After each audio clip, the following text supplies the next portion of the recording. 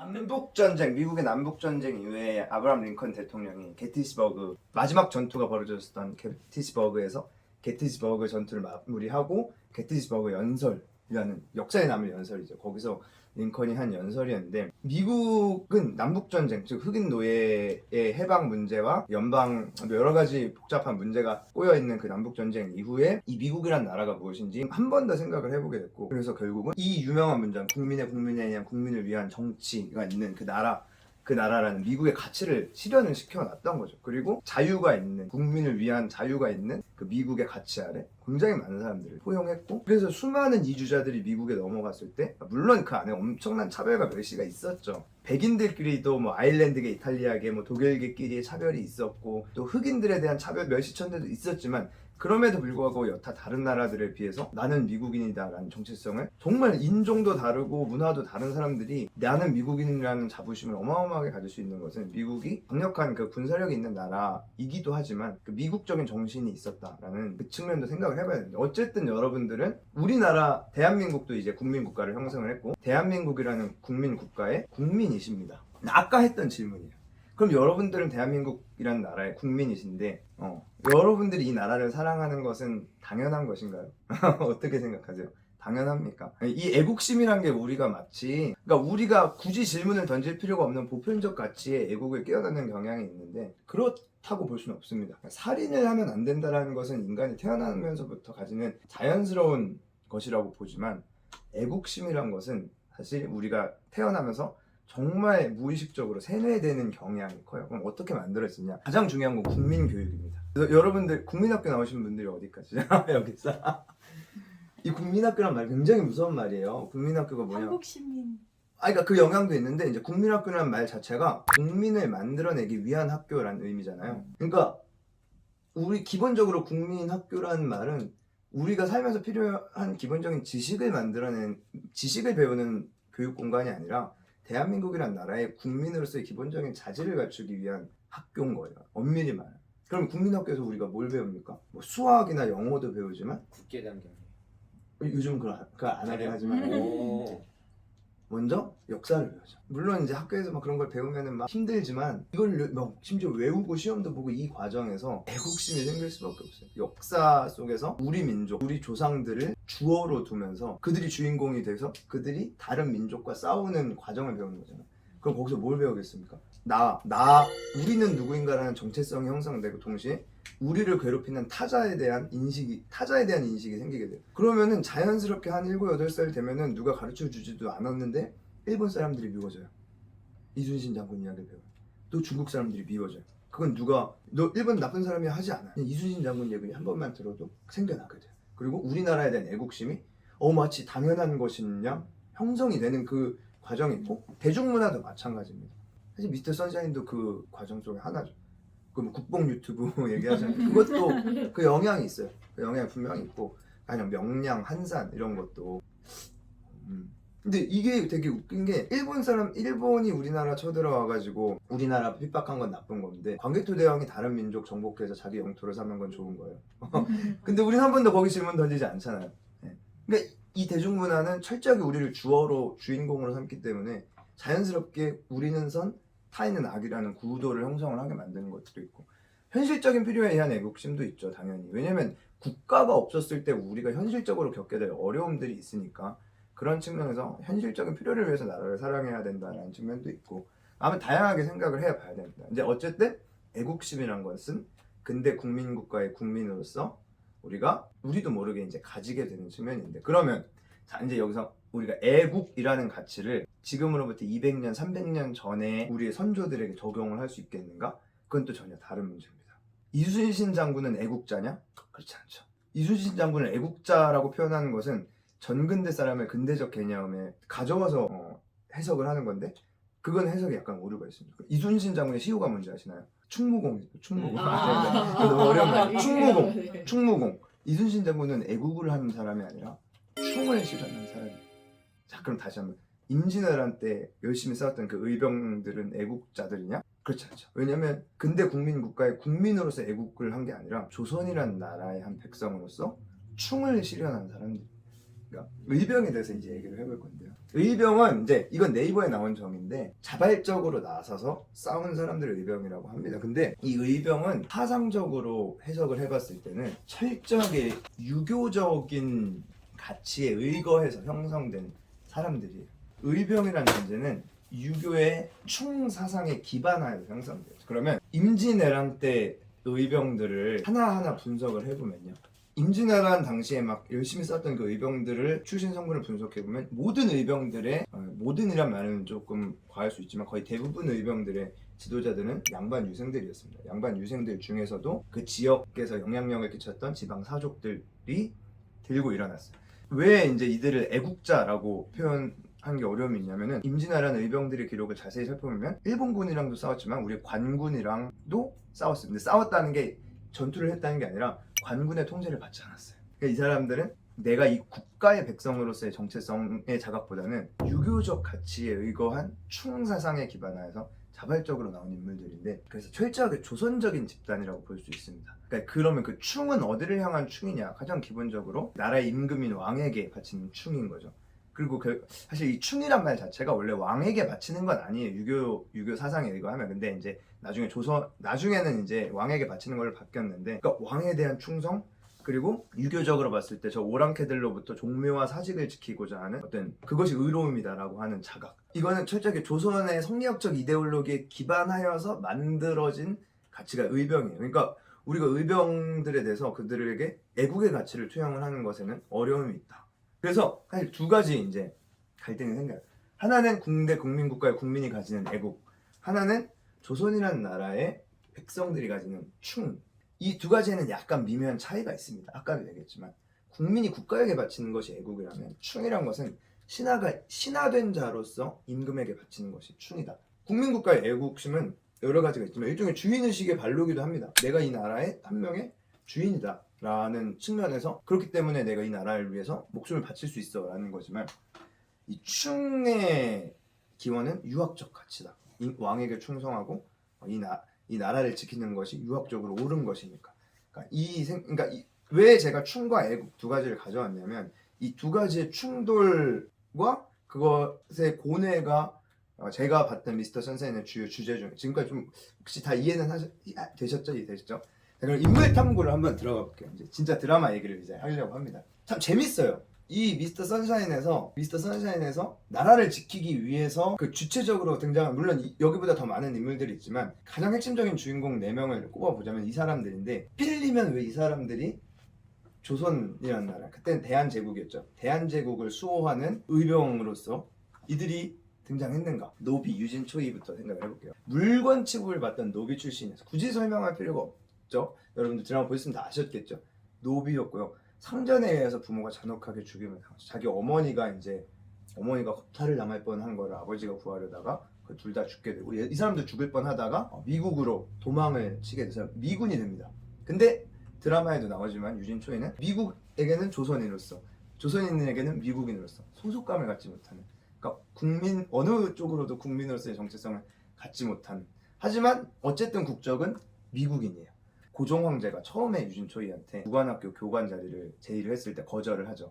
그때 고종 황제가 재밌는 말을 합니다. 그대는 나의 신민이 아니다. 그대는 나의 백성이 아니다.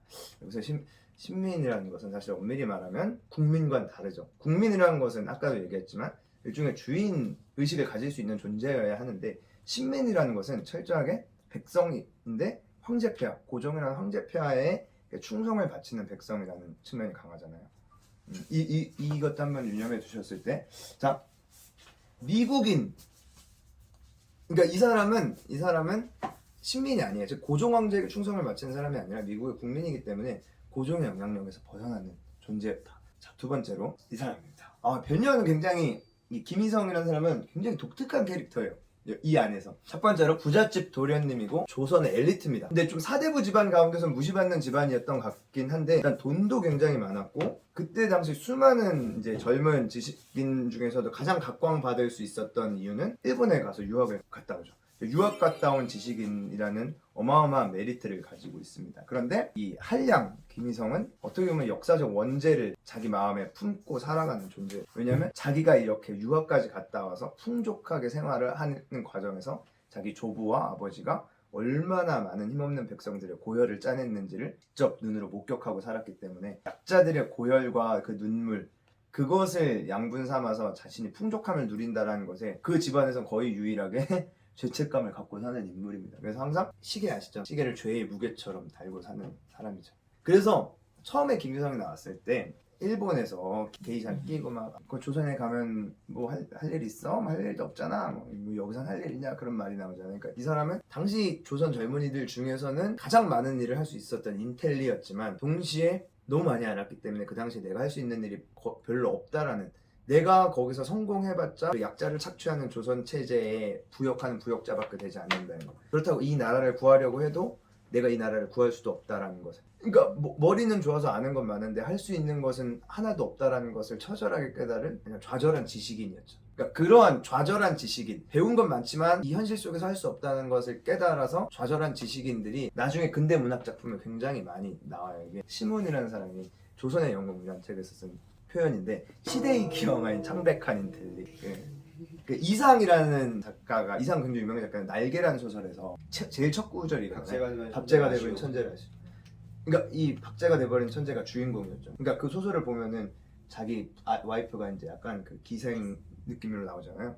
그러니까 자기는 그 다락방에서 아무것도 못한 채 그냥 누워 있는 거예요. 그러니까 그게 조선의 지식인들이 처한 현실을 표현을 한 걸로 나오죠. 현진건, 이것도 우리 국어 교과서 보면 아시겠지만 현진건이라는 작가가 쓴 술 권하는 사회. 일본에 유학까지 갔다 왔지만 조선에서 지식인으로서 할 수 있는 게 아무것도 없다는 걸 알고 항상 술만 마시면서 사는 모습을 그려. 그러니까 김희성은 그런 현실에 처했던 거예요. 이 개항기 역사를 보면은 배운 게 많고 개화, 그러니까 외부의 서양의 지식을 배워서 근대적으로 변하고자 했던 그 젊은 지식인들이 많았는데, 김옥균, 서재필과 같은 사람들이, 이 사람들이 다 실패를 합니다. 갑신정변, 김옥균 갑신정변을 일으켜서 뭔가 조선의 근대화를 일구려고 했지만 여지없이 실패해버리고, 서재필이라는 사람도 여러모로 노력을 해봤지만 실패해버리고. 그러니까 개화하려고 한 사람들이었지만, 어떤 근대적인 방식으로 조선을 바꾸려고 했던 젊은이들이었지만 그들의 혈기는 항상 꺾여왔죠, 조선의 역사에서. 이제 그런 모습이 투영이 되었고, 이 캐릭터도 굉장히 웃깁니다. 구동매. 그러니까 되게 웃겨요. 이 구동매는 백정으로서 조선에서 차별과 멸시를 받았는데, 그러니까 조선이란 나라에서 그 신분제 사회에서 이루어지는 차별과 멸시는 직선적이라기보다는 중층적이에요. 무슨 말이냐면, 우리가 흔히 양반 사대부가 힘없는 백성들을 이렇게 착취하고 멸시했다라고 생각을 하는데, 그 힘없는 피지배 계급 내부에서도 또 그들끼리 서열이 나뉘어서 착취하고 멸시하죠. 그러니까 그 피지배 계급 중에서도 양인들, 일반 평민들이 백정과 노비 광대들을 멸시, 자기들도 자기들보다 위에 있는 자들에게 멸시받지만 동시에 자신들이 받는 멸시를 또 자기보다 아래에 있는 자들에게. 이 장면을 한번 같이 보면은 좋을 것 같은데. 백정 뭔데? 나 뭔데? 이렇게 짐승만도 못하게 살게 할 거면 나 왜 나왔냐고! 애들이 이렇게 차별과 멸시를 받는 모습들이 나오죠. 그래서 나중에 구동매가 조선에 돌아오자마자 가장 먼저 한 일이 자기들을 무시하던 그 아주머니를 다 죽여버리는 일을 했는데, 여기서 한번 질문을 던져봐야 돼요. 우리가 구동매가 조선을 버리고 일본인이 된 매국노라고 욕을 먹잖아요. 그럼 이 구동매가 조선을 버린 게 과연 불의한 일인가? 한번 생각을 해봐야 됩니다. 이거는 구동매는 조선이란 나라에서 가장 멸시받고 천대받고 그 폭력의 가장 아랫단에서 고통받던 존재였거든요. 이런 존재들이 자신의 나라를 버리는 것에 대해서 과연 그 돌을 던질 수 있는 자가 있는가? 라는 질문을 던져보지 않으면 안 돼. 우리가 애국과 매국이라는, 나라를 사랑하는 것과 그렇지 않은 것 두 가지 프레임으로만 놓고 과거의 역사를 보면은 그 안에서 또 폭력이 일어나게 돼요. 왜냐면 애국을 도저히 할 수가 없는 자들에게 애국을 강요할 수 있겠는가라는 거죠. 이제 고혜신이 나옵니다. 고혜신은 신분적으로는 굉장히 조선에서 각광받는 존재였지만, 돈도 많고 존경받고 신분적으로 굉장히 높지만, 그럼에도 불구하고 가장 치명적인 결함이 있었어요. 바로 여성이었다는 거죠. 사실 조선이란 나라에서의, 조선뿐만 아니라 전근대 사회에서의 여성이란 존재는 주체적으로 어떤 자신의 운명을 개척한다는 것을 생각해 볼 수 없는, 수동적일 수밖에 없는 존재였죠. 그래서 초반부에 그 할아버지 고사홍 영감께서 이 말을 던지죠. 지혜비 그늘 아래서 꽃처럼 살아. 그 말을 던졌을 때 고혜신이 굉장히 멋있는 말로 맞받아칩니다. 네, 전 불꽃이 되겠습니다. 멋있는 말이죠. 그러니까 스스로 주체적으로 그러니까 나는 이 조선이라는 나라에서 여성으로 태어났지만 수동적으로 누군가의 아내로만 살지 않겠다. 내 운명을 개척하겠다라는 그 자신의 포부를 보여줍니다. 심지어 여성임에도 불구하고 오히려 글에는 글과 학문으로 싸우는 것에 대한 부정적인 포부를 보였죠. 몸으로 싸우죠. 웬만한 남성들도 선택하기 어려운 총을 들고 싸우겠다. 그래서 유명한 말을 하죠. 글에는 힘이 없습니다. 그 말이 멋있죠. 근데 그러니까 이 대신 고혜신은 그 자체로 매우 그 모순적인 캐릭터예요. 왜냐하면 조선을 구하기 위해서 나서는 주체적 여성. 근데 주체적인 여성이라는 존재는 조선에서 필요로 하지 않아요. 웃기잖아요. 조선에서는 주체적인 여성을 받아들일 수도 없고 인정할 수도 없어요. 근데 자신은 조선을 구하겠대요. 그러니까 고혜신은 그 자체로 아이러니를 품고 세상에 나온 인물이에요. 재밌는 표현을 하나 또 드라마에서 해주죠. 그 중에 어느 누구도 조선의 편이 없으니. 스승님이 계시지 않습니까? 조선의 편. 넌 조선이 어디 아녀자에게 좋게 해야 말이죠. 이 말이 사실 의미가 있죠. 조선이 어디 아니자에게 그러니까 아녀자는 조선의 편을 들어도 안 돼요. 아녀자는 어떤 선택도 하면 안 돼요. 조선에서는. 그게 조선의 이데올로기였고, 그러니까 우리가 그 조선이란 나라가 유교적 이데올로기를 어떻게 취급하는지를 한 번 더 살펴봐야 되는데, 조선은 그 신분 질서를 바르게 하는 것이야말로 이 세상이 올바르게 되는 길이라고 굳게 믿었단 나라예요. 그러니까 이 유교적 이데올로기를 하나의 윤리 강령이 아니라 형이상학적인 종교적인 가치에 영향을 끼친 거예요. 그래서 평민이 양반이 되려고 한다거나 여성이 뭔가를 하려고 하는 거는 단지 비윤리적인 것을 넘어서 우주적 질서를 파괴하는 행위로서 해석을 했어요. 성리학이 그거예요. 성리학이 유교적 윤리의 우주적인 질서에 대한 존재 의미를 부여한 게 성리학이거든요. 그러니까 이 얘는 지금 세상을 망치고 있는 거예요. 조선에서는 우주의 질서를 파괴하고 있어요. 그런데 조선을 구하겠대요. 그러니까 이 아이러니를 어떻게 극복하느냐가 또 선사에서 중요한 주제가 됐을 텐데, 그러니까 여기서 이제 질문을 던져야 되는 게, 이들이 조선을 구하기 위해서 나선다라는 것 자체가 사실 미스터 선샤인에서 질문을 던져봐야 되는 거죠. 이 시기는 유교가 수명을 다하는 시기예요. 그러한 상황 속에서 자 이제 이들이 등장을 합니다. 그렇기 때문에 이들이 등장할 수 있었겠죠. 근데 그럼 무엇을 명분으로 이들에게 나라를 위해서 싸우자라는 제의를 할 수 있겠느냐라는 거죠. 그러면 이들에게는 유교적 가치인 충을 기반해서 제의를 할 수는 없어요. 왜냐하면 이들은 그 충에도 포함될 수가 없는 존재들이니까. 여성에게 있어서 충이란 것은 나라를 위해 싸우는 게 아니라 지혜 비근에서 꽃처럼 사는 거고, 백정과 노비에게 있어서 충이란 것은 그저 양반 사대부들 말 잘 듣고 하라는 대로만 하는 것이 충인데, 그런 충이 아니라 정말 나라를 위해서 목숨을 바치라는 제의를 하기 위해서는 아까 얘기했던 충이 아니라 애국이라는 메시지를 던져줘야 되는 거고, 그러면 조선이란 나라가 정근대적 왕조국가인 조선이 아니라 근대 국민 국가로서 거듭나야 되는 거예요. 그래서 이제 미스터 선샤인에서 역사적으로 의미를 부여할 수 있는 중요한 주제는 전근대 국가가 군대 국민 국가로 전환되는 과정, 그리고 그 과정에서 국민이 탄생하는 과정이 하나의 핵심 주제라고 저는 봤던 거죠. 근데 참 이게 어려운 게, 조선과 같은 침략을 받았던 국가들은 두 가지의 노선을 같이 탔어야 되겠어요. 뭐냐면은 아까 얘기했던 미국, 프랑스, 영국 이런 나라들은 천천히 시간을 가지고 국민 국가를 먼저 형성할 수 있을 만큼의 충분한 시간을 가졌었는데, 조선이라는 나라는 국민 국가도 만들어야 돼. 동시에 외세의 침략도 막아야 돼요. 그러니까 외세에 대한 저항과 어떤 시대적인 전환, 이 두 가지 과제를 같이 수행했어야 됐기 때문에 굉장히 힘든 상황에 처할 수밖에 없는 거죠. 그러니까 이 조선의 과제는 아까 얘기했지만 일본의 침략, 외세의 침략을 막음과 동시에 정근대 왕조에서 근대 국민국가로 전환해야 되는 거고, 또 동시에 왕과 종묘사직에 대한 충의 실천을 넘어서서 국가와 민족을 위한 애국심의 가치를 찾아낼 수 있어야 했어요. 그러니까 이 질문이 굉장히 중요한 질문이었는데, 미스터 선샤인의 초반부에서 굉장히 중요한 장면이 하나 등장한 게 뭐냐면은, 당시 조선을 위해서 싸우고자 했었던 의병들은 이 질문에 대해서 생각도 못 해봤고 굳이 이 질문에 대해서 답하고 싶어 하지도 않았어요. 왜 그러냐면은 이 장면이 제가 꼽는 미스터 선샤인 최고 명장면이에요. 왜냐면 제가 생각하는 주제 속에서 유진초이가 질문을 던집니다. 너는 그 준비가 되어 있어? 네가 구하려는 조선은 뭐야? 라는 질문에 애신이 어떻게 반응하는지 한번 보세요. 무엇에 놀란 거요? 양반의 말에? 아니, 내 신분은 맞소. 조선에서는 노비였소. 귀하가 구하려는 조선에는 누가 사는 거요? 백정은 살 수 있어. 노비는 살 수 있어. 답을 못 찾죠. 애신은 당황하죠. 오히려 나중에 나오겠지만 이 질문을 던졌어요. 이 질문은 뭘 의미하냐면은, 그 조선은, 너가 구하려는 조선은 변화된 조선일 수 있느냐? 이들도 포함할 수 있는 하나의 국민국가로서 내 조선을 너는 구하려고 하는 것이냐? 아니라는 거죠. 왜 질문에 답을 못했을 때 그러니까 그걸 거부한 게 아니라 생각을 안 해봤던 거예요. 그냥 애신이 또 했던 유명한 말이 있는데 그건 왜 하는 거야? 무엇을 말이요? 조선을 구하는 거. 왜 구하냐고 물어봤을 때 꼴은 이래도 500년을 이어져온 나라요. 그 500년 동안 호란, 외란 많이도 겪었어.